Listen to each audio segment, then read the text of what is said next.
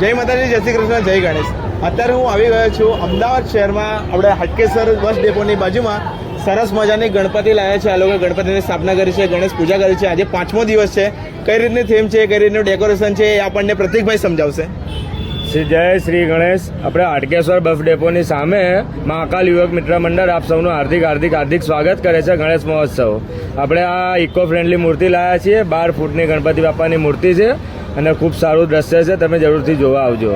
જય શ્રી ગણેશ. આપણે કેટલા વર્ષથી ગણપતિ બાપા બેસાડીએ છીએ સર? આપણે ગણપતિ બેસાડીએ છીએ, આપણું 3જું વર્ષ છે ગણપતિનું. 2 વર્ષથી બેસાડીએ છીએ, 3જા વર્ષની સ્થાપના છે.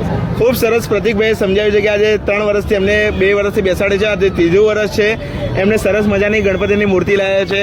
તમે દર્શન કરી શકો છો અને તમારે અહીંયા દર્શન કરવા હોય તો એડ્રેસ હું સ્ક્રીન ઉપર બતાવી દઉં છું. બોલો ગણપતિ બાપ્પા મંગલ મૂર્તિ.